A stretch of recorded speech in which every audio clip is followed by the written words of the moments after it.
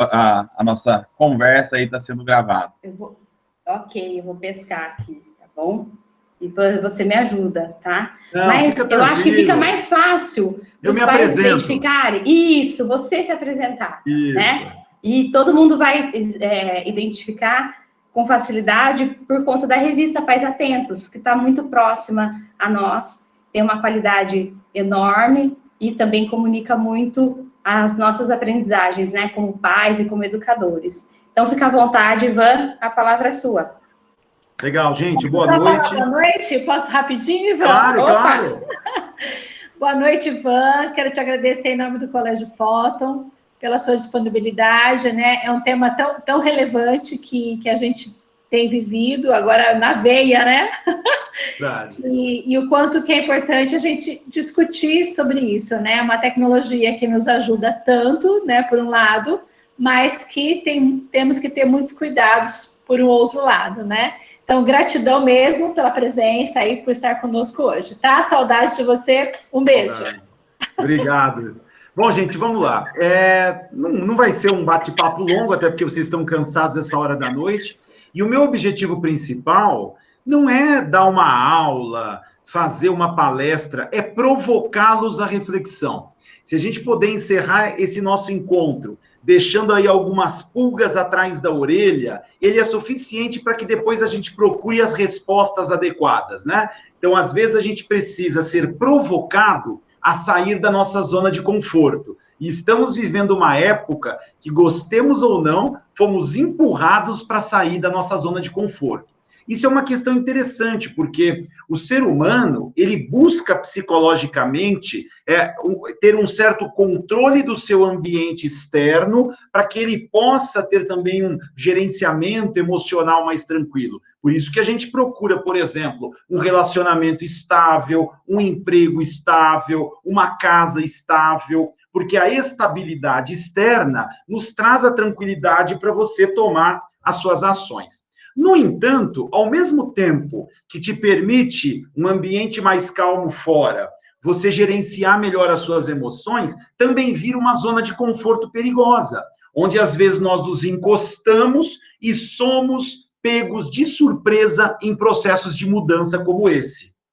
Uma coisa muito importante quando a gente fala de tecnologia é separar as gerações. A gente precisa entender o que acontece conosco para que eu possa também orientar da melhor maneira os nossos filhos e aqueles que convivem com a gente.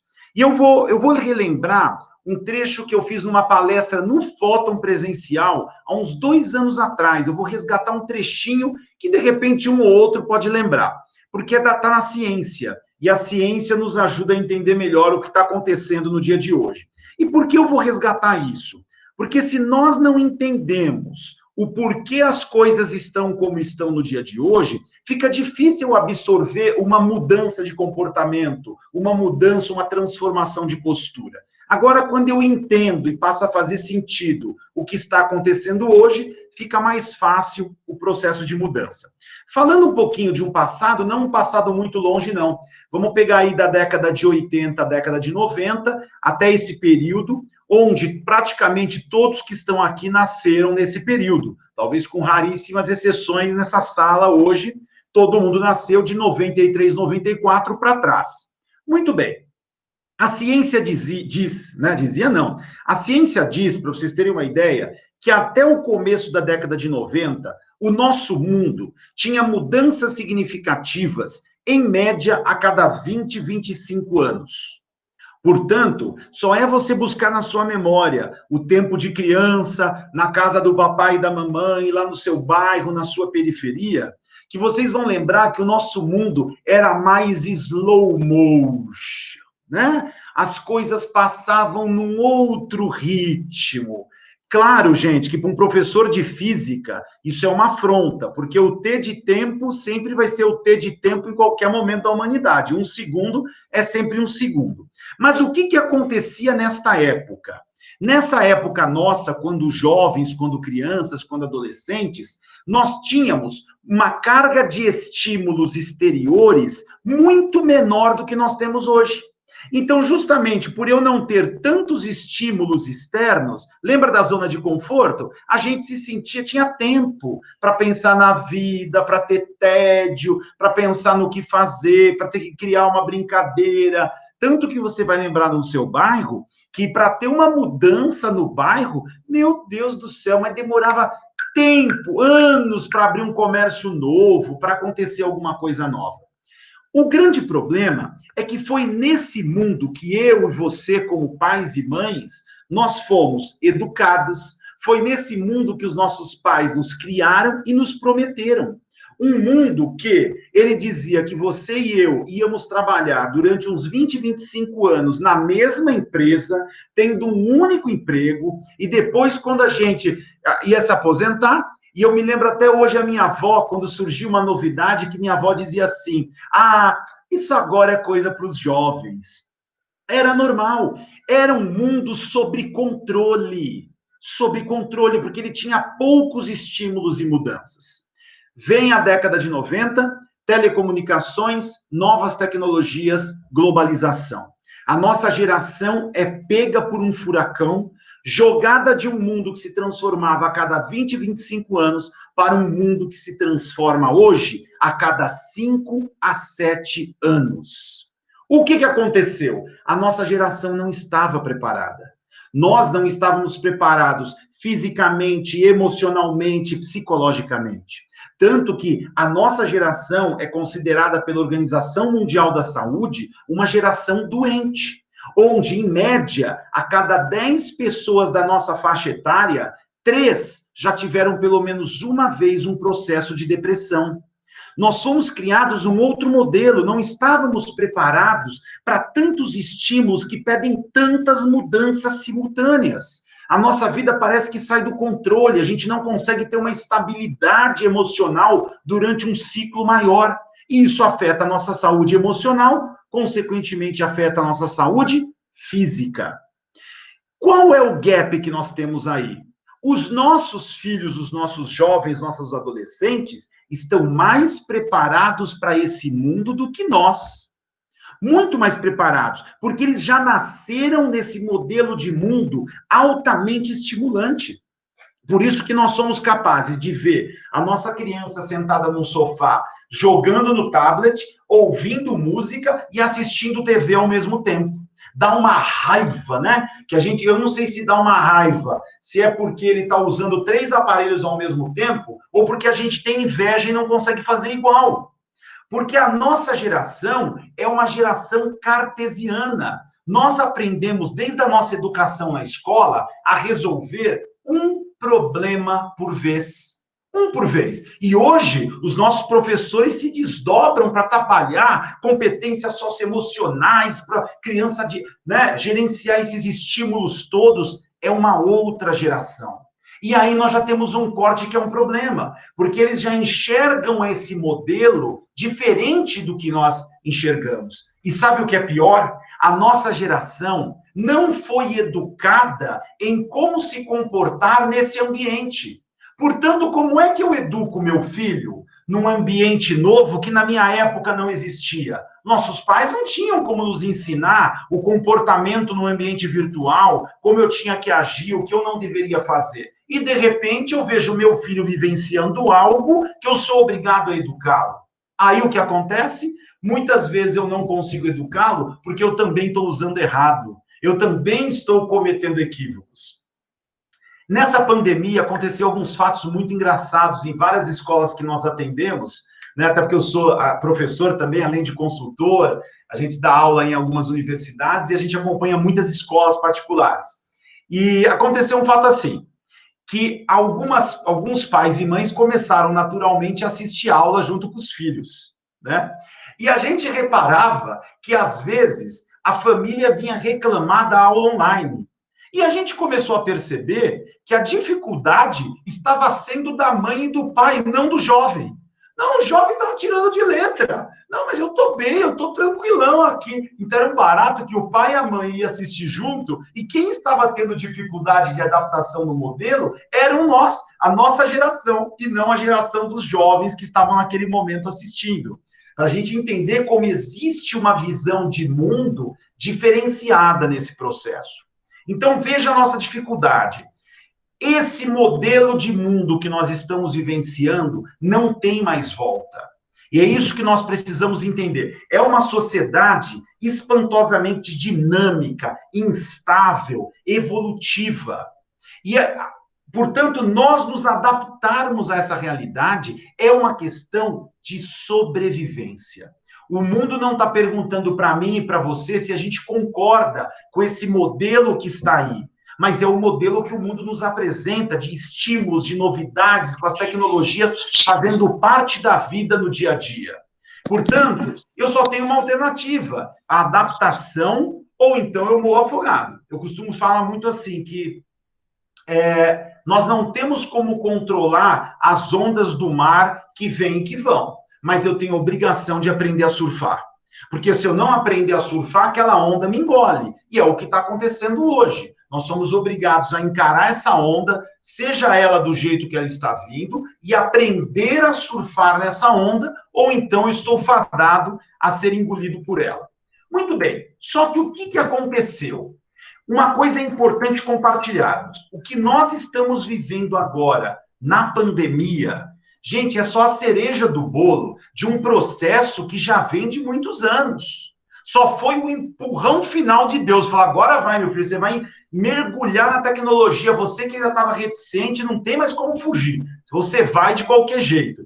Você sabe que isso me lembrou? É vício de professor ficar contando caos, viu, gente? Me lembrou um causinho, eu vou compartilhar rapidinho para vocês aqui, até para a gente descontrair um pouco. Conta-se que um rapaz muito rico, eu contei isso aí um dia para uns amigos aí do fórum. Um rapaz muito rico resolveu fazer uma festa, né? E ele fez um festão, determinado momento à noite, ele chamou todo mundo para o lado de fora, onde tinha uma piscina gigantesca. E vocês sabem que geralmente você cobre a piscina com uma manta à noite para não cair bicho. Estava todo mundo em volta da piscina, ele pede para descobrir a piscina. Dentro da piscina tinham 20 dos jacarés mais famintos da Amazônia. E ele fez um desafio. Aquele que tiver coragem de pular na piscina, nadar e atravessar a piscina até a outra ponta e, naturalmente, sair vivo, né? Tem que sair vivo. Eu deixo escolher qualquer um da minha coleção de carros importados. Ninguém pulou. Então eu aumento a oferta. Pode escolher qualquer uma das minhas mansões. Ninguém pulou. Então eu aumento a oferta. Pode escolher qualquer uma das minhas aeronaves. Um camarada pulou. Já viu o jacaré com fome, um em cima do outro, rabo bacá, água espirrando, mas o rapaz conseguiu. Ele saiu na outra ponta vivo, todo sangrando, estrupiado, quase sem roupa, mas saiu vivo. Todo mundo aplaudiu. O rapaz chamou ele e disse, olha, meus parabéns pela sua coragem e determinação. O que o senhor gostaria? De algum dos meus carros importados? Não. Carro não quero, não. Já sei. Então você gostaria de alguma das minhas mansões? Não. Mansão não quero, não. Então uma das aeronaves? Não, também não quero, não. O que o senhor quer, então? Eu quero saber quem me empurrou. Ok? É isso aí. A vida não perguntou para mim e para você, querido, se a gente queria entrar na piscina da pandemia. Alguém empurrou. Mas agora, já que caímos na piscina, que alternativa nós temos? Nadar e sair vivo do outro lado. Esse é o nosso desafio. Aproveitar esse momento, já que alguém me empurrou na piscina, para fazer desse limão uma bela de uma limonada. Isso é muito importante para nós. Então, o que aconteceu? A pandemia só colocou a cereja no bolo de um processo que já vem nos últimos 10 anos, que é um processo que a tecnologia tomou tamanho vulto que ela já confunde os limites do mundo real com o mundo virtual. Ela está tão intrínseca na nossa vida e nos nossos hábitos e comportamentos que a gente não consegue mais dizer aonde começa uma e termina a outra. Você vai, já pega o celular e manda uma mensagem, faz um pedido para o iFood, pede um Uber e levanta e acessa um e-mail e fala com um amigo. A tecnologia está completamente intrínseca no dia a dia da nossa sociedade. Não tem mais como eu fugir desse processo.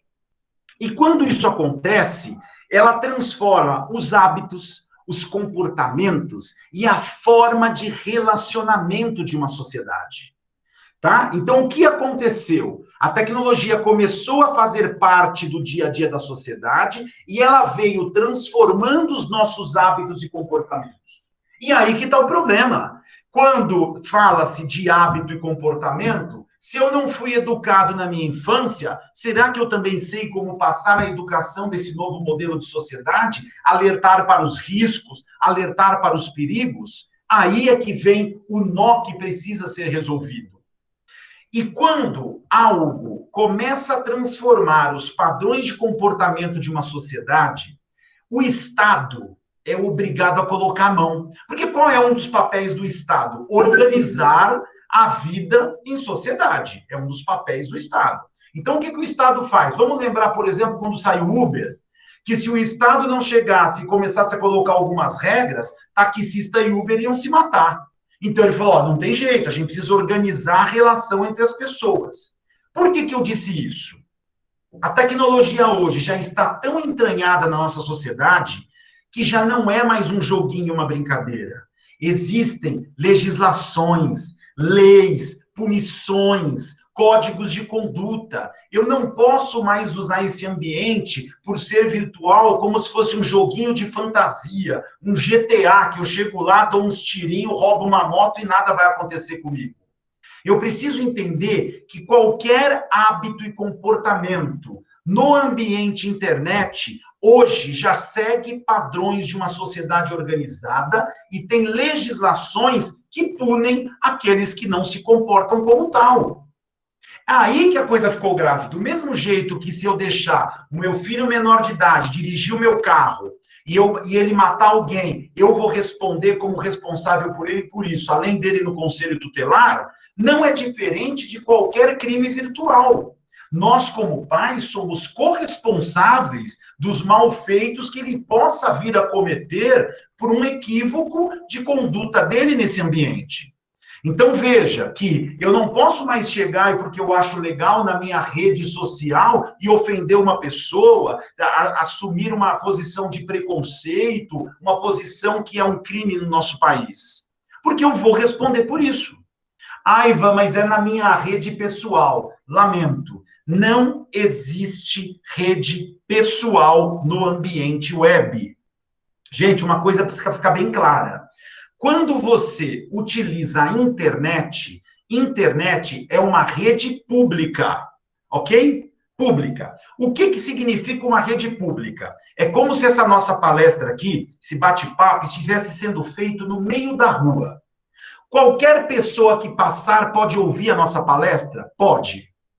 Mas ele ouve, mas como eu estou num ambiente protegido, ela não me entende. Porque tem o algoritmo de criptografia, que protege as informações e etc e tal. Então, ele até ouve o Ivan falando, mas ele não consegue concatenar as informações para compreender o que eu estou dizendo. Mas é um ambiente público.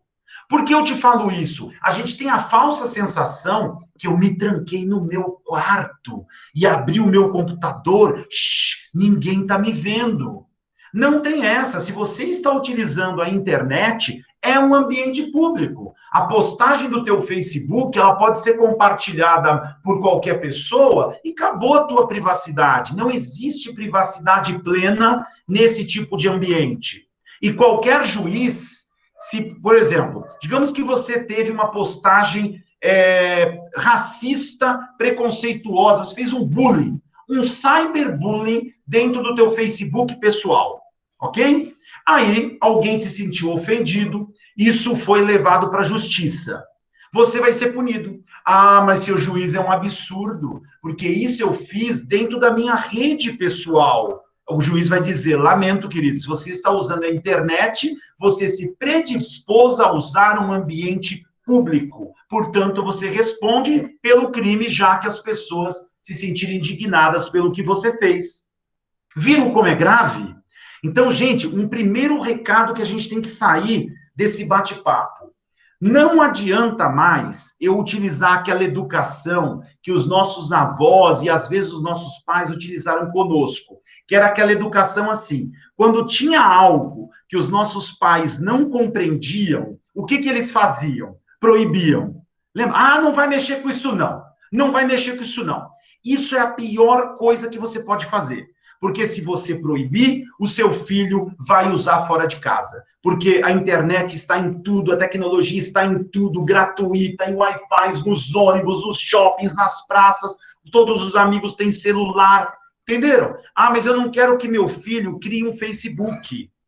Você vai proibir ou vai sentar, vai dialogar, vai educar, vai conversar com ele? Porque eu tenho o caso de inúmeras crianças que criaram perfis fake de Facebook, porque os pais não deixavam, e tem o Facebook dele. E ele acessa com os amigos quando está na escola, uma página fake que ele criou para ter uma conta no Facebook.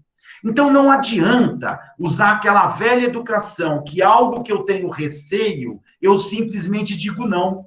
O que nós aprendemos com os nossos pais, e isso vale para tudo? O que os nossos pais falavam? Olha, a educação tem que ser dada dentro de casa, porque se não der dentro de casa, ele vai buscar isso fora. E geralmente a educação fora de casa é pior do que a de casa. É a mesma coisa para esses ambientes internet. Ou eu vou ter a coragem também de aprender, de descobrir o melhor caminho, de trazer essa discussão para o meu filho, para minha filha, para a minha vida dentro de casa, ou ele vai buscar essa resposta fora dela, o que não é bom, porque ele vai aprender de um jeito equivocado. E já vou te falar mais, você vai errar? Vai, bastante, viu? Vocês vão errar, sabe por quê? É algo novo para todo mundo. Esse modelo, essas necessidades, esse comportamento online. Mas é algo novo. Mas eu prefiro que você erre tentando acertar do que erre por omissão.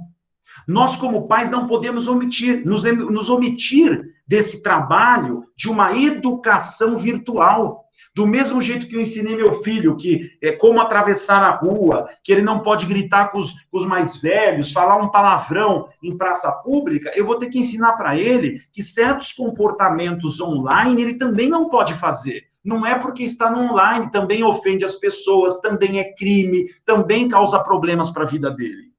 E uma situação ainda pior, além de ser danoso para a vida dele, esses maus hábitos online, a gente sabe que a tecnologia faz com que os problemas cheguem em escala 1000 vezes maiores e 1000 vezes com mais velocidade. Então, por exemplo, aquela fofoquinha que eu fazia 30 anos atrás, chegava em 15 dias em 20 pessoas. A fofoquinha hoje maledicente na web vai chegar em 2 horas em 5.000 pessoas. Ou seja, o estrago é muito maior. E se não bastasse o estrago ser maior, se eu não trouxer essa educação, essa reflexão tecnológica, eu posso prejudicar o futuro dos meus filhos, assim como eu vou deixar um alerta para os pais que estão prejudicando o seu futuro e não estão percebendo. Vou te explicar o porquê. Tem 2 conceitos importantes da internet que eu preciso que vocês fiquem com essa provocação nessa noite. O primeiro é o conceito da rápida velocidade de propagação de informações. Pra vocês terem uma ideia, uma foto publicada, uma postagem que começou a ser curtida, um vídeo, seja o que for, que as pessoas começaram a visualizar, estima-se que num prazo aproximado de 72 horas, 3 dias, estará espalhada em mais de 500 servidores do planeta. Por quê? A internet trabalha com um conceito de replicação de conteúdo. Quando ela começa a pegar conteúdos que geram algum tipo de interesse, ela faz cópias, porque aí ela ganha velocidade, não precisa toda hora ficar transferindo o arquivo para um lado e para o outro. É um conceito clássico de replicação de conteúdo. Portanto, olha que perigo. Publiquei algo e começou a minimamente viralizar, isso vai ser copiado em vários servidores. Vamos para o segundo conceito? Esse é o primeiro, velocidade de informação, de disseminação da informação. Segundo conceito perturbador, é um conceito que a gente disse que a internet tem memória. O que é memória? Se estima que um dado publicado na web demore, em média, 10 anos para ser apagado. 10 anos. Isso quer dizer que você excluir a postagem que você colocou no seu Facebook, você se arrependeu, não significa que ela foi apagada da web. Ela deixa rastro, porque ela foi copiada em vários servidores. Isso é gravíssimo. A história fica registrada, a web tem memória, o cara vai procurar no Google e aquela coisa, aquele mal feito vai estar lá registrado 10 anos. E se as pessoas continuarem acessando, vai ficar a tua vida inteira. Ó, quer ver um exemplo que era muito da nossa época, da nossa geração? Vocês lembram quando a Xuxa entrou com o processo, que ela não queria que o vídeo dela, que é daquele começo de carreira, que ela tinha no filme, um caso com um adolescente menor de idade, fosse publicado na internet. Ela ganhou o processo e a justiça mandou que esse vídeo fosse retirado da internet. Tudo bem? Se você, depois dessa nossa ligação, procurar no Google o vídeo da Xuxa, você acha ou não acha? Acha, e acha fácil. Claro que algum site você vai clicar e vai aparecer a mensagem que por ordem judicial foi retirada. Mas, gente, a lei do Brasil não tem como ser uma lei internacional. Ele não vai mandar apagar do servidor que está na Inglaterra, nas Ilhas Caimã, na Suíça, nos Estados Unidos. Isso se restringe a território nacional, mas a informação é copiada em servidores espalhados além fronteiras. Então, olha o quanto é importante eu orientar o meu filho. Uma ação mal pensada, né, no uso da web pode marcar a vida desse menino 10, 20 anos, que aquilo vai ficar aparecendo na vida dele. Isso é muito grave, emocionalmente falando, para uma criança. E para nós adultos, então, vou compartilhar uma coisa importante. Vocês precisam pensar na sua carreira profissional. Nós estimamos aqui na Apoio que no prazo de mais 5 ou 6 anos, nenhuma empresa de pelo menos médio porte para cima contratará mais nenhum profissional sem antes rastrear a vida dele na web. Porque isso já é feito hoje. Na nossa empresa, isso a gente já faz há 5 anos. Qualquer currículo que seja, ele faz a entrevista, gostamos desses 2 rapazes. Antes do próximo passo, o nosso analista de redes sociais rastreia ele na web, para saber quem ele é de verdade. Se como ele pensa e como ele age, está de acordo com como a nossa empresa vê o mundo, nossa forma de pensar, nossa ética. E acreditem, muitos currículos nós descartamos. De gente que na entrevista a gente adorou, tecnicamente ele é muito legal, mas a conduta dele online é uma conduta que não é a que a gente acredita. É aquele cara que numa entrevista você pergunta para ele, como que você encara as diferenças, o diferente? O diferente é mágico, é o colorido da vida, faz com que a criatividade e a inovação flua de dentro de nós. Que bonito, vou contratar esse cara, o cara é bom. Aí você vai para a web, o cara é intolerante, o cara não suporta a diferença, é um extremista, é agressivo, tudo que pensam diferente dele, ele destrói. Eu não contrato um cara desse. E eu recomendo para todas as escolas que eu trabalho. Falo assim, cada professor que você for contratar, rastreie. Porque eu quero saber se esse professor que está na sala de aula tem um pensamento que está de acordo com a nossa filosofia, com o que a gente acredita para uma educação melhor. E não colocar ali na frente da sala de aula uma pessoa extremista, raivosa, cheio de conflitos mal resolvidos. Então, vocês não eliminam o número de adultos que não estão conseguindo emprego por causa da conduta nas redes sociais. E você vai rastrear o cara, você fica assustado. Você fala, eu não tenho como dar emprego para um cara desse. Olha, o cara é raivoso. Entenderam? Então, cuidado. Vocês estão se expondo de um jeito, e às vezes eu estou permitindo também que meus filhos se exponham. Não é proibindo, e sim educando, mostrando para eles que aquela conduta é equivocada, ensinando. Ivan, mas isso tem o uso da internet e tal, dos computadores, tem limites, tem riscos à saúde? Eu sempre falo na minha palestra tecnológica, não sei, e ninguém sabe. E sabe por que ninguém, no fundo, sabe? Eu vou te explicar o porquê. O camarada resolve estudar a área para ajudar a humanidade, então ele vai fazer um mestrado. O mestrado no Brasil você vai fazer, em média, 3 anos. E quando você termina, você não se tornou nenhum gênio. Você só fez uma dissertação que mostra que você é um profundo conhecedor de um tema. Aí você fala, mas agora eu vou evoluir, vou para o doutorado, que eu quero descobrir algo novo. Média no Brasil de 3 a 4 anos. Ou seja, somei tudo, deu 7. Quando o cara começou a descobrir o impacto do Orkut, o Orkut não existe mais. Entenderam a loucura? Olha o que a gente está vivendo. A ciência não está dando conta do processo para chegar a respostas, para que os pais fiquem tranquilos. Olha, o melhor jeito de usar o computadorzinho vai ser assim, viu? Porque a ciência mostrou que se eu usar de lado, dá menos problema. Não dá tempo. Por isso que eu disse lá atrás e repito, nós vamos errar, mas é melhor eu errar tentando acertar do que por omissão. Né? É muito mais saudável. A escola também, a escola está se desdobrando. A escola foi obrigada a recriar um modelo do dia para a noite que não existia. E talvez a escola vai ser obrigada a se recriar de novo daqui a um mês, que se realmente o governo falar, olha, quem quiser assistir aula presencial tem o direito de assistir aula presencial, a escola vai ter que aprender a dar uma aula híbrida, que é um outro modelo que ninguém nunca estudou, com alunos presenciais que querem ficar presencial e alunos que querem ficar em casa. E aí? Entenderam o desafio? Não dá conta da gente estudar esses impactos para chegar numa conclusão. Então, o importante é que eu entenda que eu preciso minimamente trazer a reflexão e a educação desses processos para dentro da nossa casa, entendendo o que acontece com essa internet, discutindo com o jovem, não trabalhando pela proibição, mas pela educação. E lembrando que esses comportamentos causam dano à imagem e à reputação, tanto nossa como pais, como dos jovens que estão conosco. Uma coisa importante, que você vê como a educação hoje é fundamental nesses ambientes virtuais.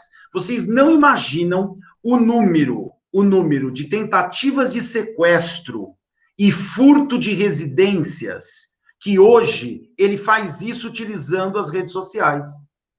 Porque pela falta de orientação, a pessoa se expõe em excesso, qualquer bandido... Gente, pelo amor de Deus, bandido não é burro, ele é vagabundo, são coisas diferentes, ele não gosta de trabalhar. Ele não gostar de trabalhar não quer dizer que ele é burro, tá? Então, ele rastreando a pessoa na web, acompanhando o seu comportamento um mês, ele sabe exatamente o que você gosta, onde você anda, de que maneira você age, quanto tempo você fica fora de casa. O cara vai viajar, publica lá, 15 dias em Fortaleza, vamos nós, que beleza, ninguém na casa dele. Pô, tem quadrilhas especializadas, ele cria perfis, ele devagarzinho se aproxima do jovem ou do adulto, né? Fala que foi até da escola que o cara estudou, o cara se confunde, aceita amizade, durante 30 dias fica olhando o teu comportamento e você sofre uma lesão de uma tentativa de sequestro ou de uma casa assaltada. Eu estou te deixando claro como são graves os fatos da gente não trabalhar uma educação tecnológica, né, nesses ambientes. Uma outra coisa que eu recomendo para vocês, eu não posso deixar de falar isso.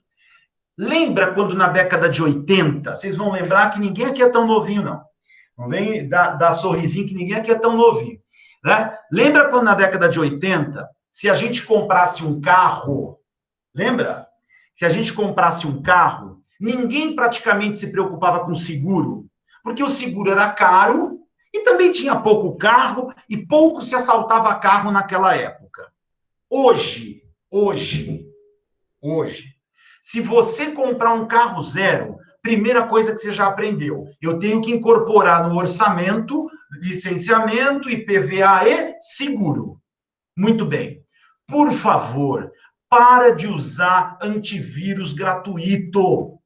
Para com essa economia besta. O antivírus gratuito, ele protege o feijãozinho com arroz e ponto final. Ponto final. Gente, um antivírus bom, você vai gastar hoje R$200 por ano. Não dá 10, 12 reais por mês. E você vai usar o ambiente com uma proteção adequada. Porque é muito fácil invadir uma máquina, mas muito fácil. Vocês não imaginam, com antivírus gratuito, como uma máquina é invadida. Quer ver um dado que muitos desconhecem? Vocês sabiam que boa parte das fotos que envolvem pedofilia infantil, fotos do jovem, da criança, o menor de idade, sendo exposto sem as suas roupas ou coisas do tipo, foram batidas pelo próprio computador do jovem sem que ele soubesse? Pouca gente sabe disso, porque eu posso invadir a sua máquina e você tá lá todo felizão, dançando no quarto para ir tomar banho peladão, e eu tô batendo foto, eu tô filmando você. Olha que legal, que desconfortável. Eu não estou falando isso para você ficar apavorado e hoje, quando for tomar banho, jogar uma toalha em cima do computador, né? Nunca se sabe, meu Deus, vou colocar uma toalha. Mas para você perceber o risco que nós corremos pela falta dessa educação tecnológica. Vocês terem uma ideia lá no ITA, né? A gente acabou nem falando muito aí do currículo, mas eu fiz ITA, então até o meu mestrado a gente mexia muito com tecnologia. E nós tínhamos um desafio lá no ITA, nas turmas de engenharia, geralmente acontecia terceiro e quarto ano juntos, né? Semestre, lá é semestral, diz o sexto ou oitavo semestre. E o desafio era assim, em quanto tempo a gente conseguia invadir uma máquina, acionar a webcam e bater uma foto. Quem fazia isso ganhava aquele desafio. Geralmente, quem ganhava fazia isso em 20 segundos. As pessoas que eram minutos, né? Horas, não. 20 segundos. Porque o cara conhece o código de máquina, ele conhece as portas que ficam vulneráveis no computador, que um antivírus básico não cobre, ele entra pelas portas, aciona e pegou.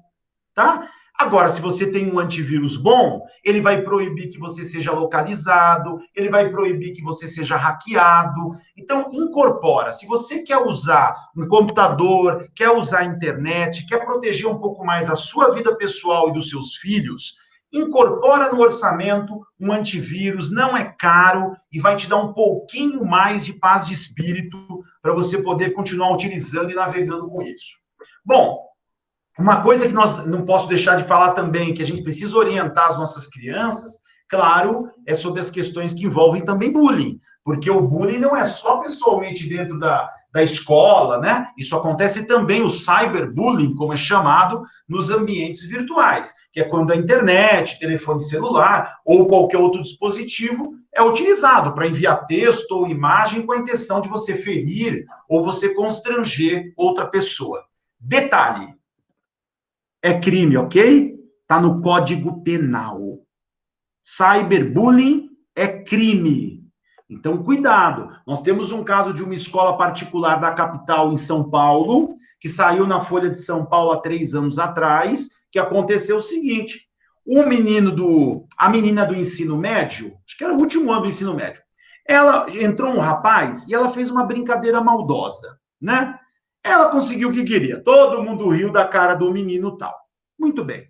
O menino ficou muito bravo, mas ao invés dele fazer o correto, que seria conversar com a professora, com a coordenação, com a direção ou com a família, ele foi para casa e falou, eu vou me vingar. E fez um monte de memes com a cabeça da menina, roubando fotos dela do Facebook dela, do Instagram. Ele azucrinou a vida da menina. Funcionou. Parabéns. Ele também conseguiu humilhá-la o suficiente, ela ficou muito mal com a zoação dos amigos de sala, tá? Funcionou, só que ela foi mais inteligente. Ela chamou os pais e mostrou o que estava acontecendo. Os pais processaram a família do garoto que fez aquilo e ganhou indenização, já em última instância, na época, de R$20 mil por danos morais. Entenderam? É crime. É crime, a gente não pode utilizar esse ambiente e fazer o que quer. Então, é importante que os nossos jovens entendam que a zoação tem limite. Tem limite, isso é ofender, isso é machucar uma pessoa. Isso não é uma brincadeira, isso não é um joguinho de videogame. Por isso que essas discussões têm que ser trazidas para dentro de casa. Outra coisa que é perturbadora hoje são as chamadas fake news. Nossa geração se perdeu nas fake news, a nossa geração. O problema é esse, a gente engole qualquer coisa, o que lê sai acreditando. Nós precisamos entender para educar os nossos filhos que nós não podemos confiar em nenhuma informação a não ser que eu cheque. E se a gente conseguir ensinar isso para essa geração, já valeu a pena. Porque na web eu posso publicar o que eu quiser, eu posso jogar o que eu quiser, desde que eu não esteja cometendo nenhum crime, eu posso fazer. Agora, nós adultos, a gente vacilou, a gente engole qualquer coisa. E sai compartilhando. Nossa, vou abafar com meus amigos agora. Olha a informação que eu fui o primeiro a saber. E sai compartilhando, e sai compartilhando. E paga mico, né? Até que um amigo fala, ó, entrei no site boatos.org, isso aqui é mentira, cara. Tira isso aí do seu Facebook, tira isso aí do seu Instagram. Vamos parar de passar vergonha. Leu a informação? Para, reflete. Hoje nós temos vários sites ótimos que fazem para checar se a informação é verdadeira ou não. Viram de novo o que eu falei lá no começo? Como nós não tivemos essa educação, a gente acaba também errando e não ensinando o certo para os nossos filhos. Ou a gente ensina, os nossos pais nos ensinaram que tudo que falassem na rua para a gente era para a gente acreditar. Não, né? Ó, filho, ouça com ouvidos de ouvir. Gente, a recomendação é a mesma no ambiente web. Mas primeiro nós. Olha, o que os adultos têm passado de vergonha compartilhando mentiras, fake news. Eu cansei. Eu tenho 10 mil pessoas na minha rede social. Durante um tempo eu perdia o meu tempo avisando, cara, ó, veja no site tal, isso é mentira. Do tipo, está passando vergonha. Ah, mas desisti. Desisti porque no dia seguinte o cara estava publicando outra mentira. No dia seguinte outra, no dia seguinte outra. Isso é muito ruim. Tá? Isso precisa ser ensinado, porque esse jovem também vai acreditar em qualquer coisa que está pela frente, e isso traz malefícios para a vida dele em geral. Então, é um outro fato aí bastante perturbador que a gente tem que tomar cuidado. Como eu disse, um outro item, já estou indo quase no meu encerramento, estou de olho no meu horário aqui, tá, gente? Mas eu preciso dizer algumas coisas para provocá-los. Cuidado, como agora tem a questão das legislações, cuidado com a privacidade alheia. Você não pode publicar qualquer foto minha sem minha autorização. E se eu me sentir ofendido? Aquelas famosas filmagenzinhas na festa de fim de ano na empresa, né? Ih, já sei que o Marcão vai passar vexame. Eu vou gravar ele que ele bebe um pouquinho demais. E você publica. Ele pode se sentir ofendido, te processa e ganha. Sabe por que é importante você discutir isso com seus filhos? Para que ele se sinta à vontade de falar para você se ele estiver sofrendo algum tipo de violência pela web. Ó, filho, pode ficar tranquilo, que hoje é crime. Se alguém expôs você de uma maneira jocosa, maledicente, maldosa, que te prejudicou, nós podemos acionar esse cidadão, acionar a família dele, e caso ele não se retrate, vai ser punido pela lei. Então, o jovem precisa ter a tranquilidade emocional de falar, peraí, não é assim, porque às vezes o jovem está sofrendo bullying atrás de bullying, né, maledicência atrás de maledicências, e ele acha que, como é a internet, os coleguinhas podem fazer o que quiser. Não é não, vamos dialogar, vamos trazer esse assunto para dentro aí da nossa casa. Então, proteja aí bastante os seus filhos e proteja a sua vida profissional. Eu vou deixar com vocês, eu tenho um hábito, eu acho que é muito legal compartilhar conhecimento. Eu vou citar alguns filmes de lição de casa, tá? Hoje é quinta, você se prepara para curtir na pipoca sábado e domingo. Mas são filmes muito bons. Pra gente, isso que eu estou discutindo aqui, o filme vai pegar a tua cabeça e chacoalhar, e é legal se puder assistir com os jovens também. Vamos lá, você anota aí que eu vou falar o nome desses filmes que são importantes. Vou ver se eu lembro de todos que eu quero falar. Vou falar uns 4 ou 5. 4 tá bom. O primeiro deles é um filme brasileiro de 2017, que é chamado Aos Teus Olhos. Tá? Aos Teus Olhos. Eu vou resumir, não vou dar spoiler, não. Ele conta a rotina de um professor, é bom para a escola, de um professor que se transforma a rotina dele no dia em que um aluno acusa de ter beijado ele. A aluna acusou que o professor beijou ela. Antes mesmo que uma investigação policial acontecesse, os pais da criança começaram uma campanha de linchamento na internet, exigindo a demissão do professor e incitando os outros pais a fazerem o mesmo. Então, esse é um filme que trabalha muito o linchamento virtual, a presunção de culpa. A internet é tão rápida em disseminar uma informação que você acaba com a vida de uma pessoa em 15 dias e não deu direito de defesa a ela. Olha só como isso é grave. como isso é grave. Então, é um primeiro filme interessante. O segundo filme, 2018, um pouquinho mais recente, chama Ferrugem. Ferrugem. Enquanto o filme anterior, Os Teus Olhos, mostra a questão da internet na mão do adulto, essa outra história se concentra no poder destruidor do bullying entre os adolescentes, onde uma jovem tem um vídeo íntimo vazado na internet. Então, aqui já é o problema entre adolescentes, né? E esse bullying que destrói vidas de um jeito terrível, levando, às vezes, o adolescente à tentativa de suicídio e por aí afora. Um outro filme bem interessante, de 2014, esse é com artistas mais famosos, que tem o Adam Sandler, né? Ele é de 2014, ele chama Homens, Mulheres e Filhos. Bem interessante, ele é um drama, tá? Homens, Mulheres e Filhos. É um drama que mostra que todos estão conectados, só que até demais. Seja os pais ausentes, os filhos rebeldes, as pessoas traumatizadas, todos eles expondo as suas dores na internet, ou usam o mundo virtual para fugir da realidade, tá? Então, entre eles tem um casal em crise, que é o Adam Sandler, acho que é com a Rosemary DeWitt, se eu não me engano, e uma mãe superprotetora, uma jovem com bulimia. Todos, olha como são questões importantes para trazer. E é legal, gente, que esses filmes, você vai assistir com o jovem e depois já dá o gancho para bater papo sobre o assunto, sabe? Para conversar, para discutir as dores, para ele perceber que ele tem acolhimento, que ele não está sozinho em alguma questão que ele pode estar passando na vida dele. Um outro, esse já é um pouquinho mais conhecido, ele chama Confiar. É um filme um pouquinho mais antigo, 2010, Confiar, que ele conta a maneira como o namoro pela internet pode ser nocivo para os jovens e, por extensão, as suas famílias. Então, ele conta o caso de um adolescente que começa a se corresponder com um garoto pela internet, mas quando eles se encontram, o rapaz não era nada daquilo que ele publicava, né? Que nem a gente brinca, quem nunca passou por isso no Tinder? Né? A pessoa publica uma foto toda bonita e aí você descobre que o príncipe era um sapo na hora H. Então, é um filme muito bom. E o último, para não cansar vocês, não vai dar tempo de assistir tudo num fim de semana só, ele é um drama de 2011 que chama Cyberbullying. Olha o nome já diz tudo, né? Cyberbullying.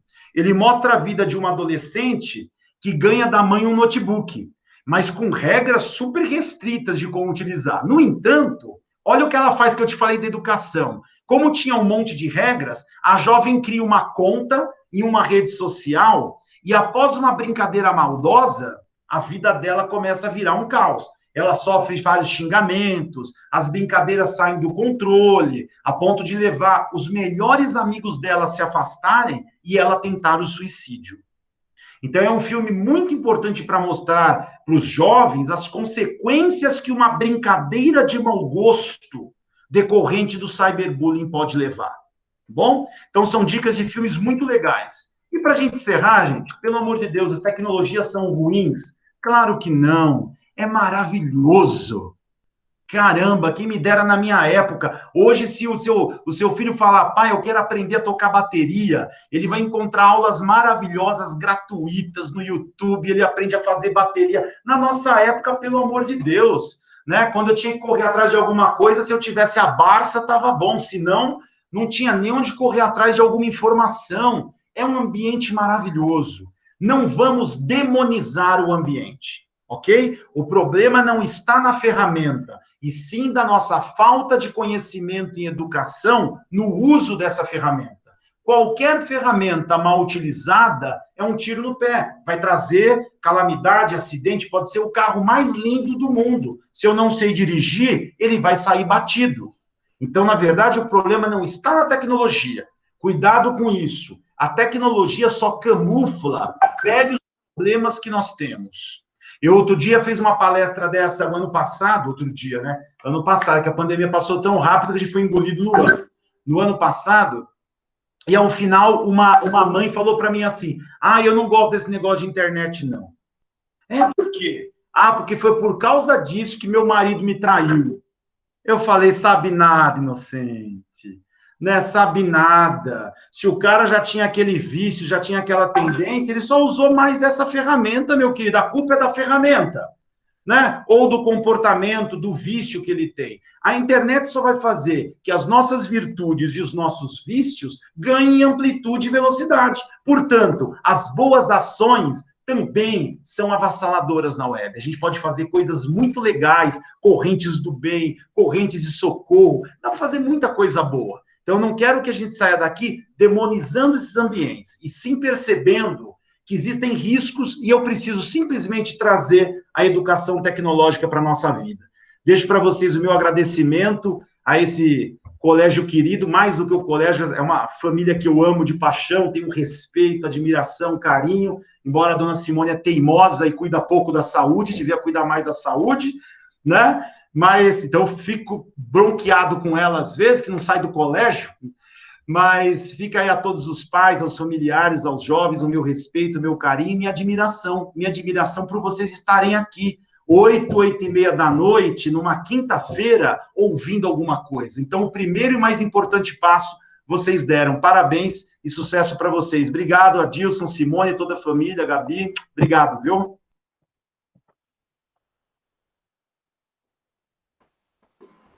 Ivan, a gente que agradece, viu? Você também é muito querido, né? A gente está aí, tá muito feliz por poder ouvir, compartilhar. E realmente, teve uma mãe que brincou que chamou a gente de velho, né? Mas de tecnologia, de tecnologia também, eu sei o quanto ela é importante, mas eu sou de outra era, né?